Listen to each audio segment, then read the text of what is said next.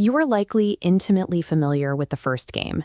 You were taught to study hard, get decent grades, land a solid job, and climb the corporate ladder until you can comfortably retire.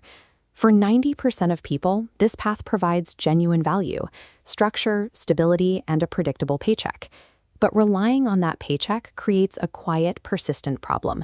A salary provides a living. Assets create wealth. Confusing those two concepts is the mistake that keeps millions of hardworking, intelligent people stuck their entire lives.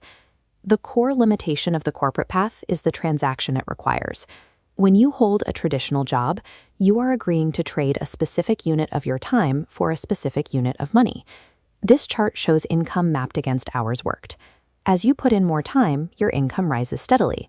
But you eventually hit a hard biological limit. There are only 24 hours in a day. No matter your work ethic, your income has an absolute ceiling because you only have finite time to sell. That transaction is fragile. If you stop working, whether you get sick, face a layoff, or simply rest, the money immediately stops flowing. You end up expending maximum energy just to maintain your current position. The corporate path operates like a treadmill. You can sprint as fast as you want, but you are never actually moving forward. Curious, Tone? Meanwhile, there is a second, quieter economic game operating in the background. Wealthy families do not build their fortunes primarily through high salaries. They play a game founded entirely on ownership. They focus their energy on acquiring assets. This includes physical businesses, real estate, shares in companies, or intellectual property like patents, brands, and royalties. The defining mechanic of an asset is that it generates value independently of the owner's daily presence. A rental property collects money while you sleep. A business you own continues to operate while you are on vacation. This creates a stark division in focus. Most people spend their days trying to increase their earned income.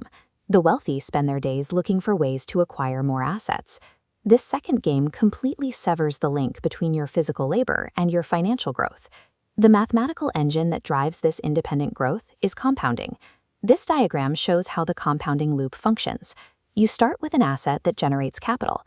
That capital is then reinvested to purchase more assets, which eventually buy even more, creating an accelerating snowball of wealth.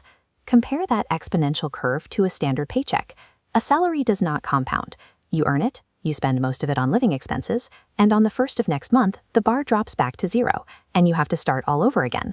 Because a salary is tied directly to your personal output, it dies the moment your career ends. But an asset outlives you. Families that sustain wealth for a century or more pass down an autonomous engine. The businesses and stock portfolios that produce revenue for heirs who weren't even born when the foundation was laid. A salary feeds a person. An asset feeds a bloodline. The path of ownership carries significant risk. Businesses fail, investments lose value, and there is no guaranteed paycheck landing in your account every month. The earner path, by contrast, offers safety and predictability.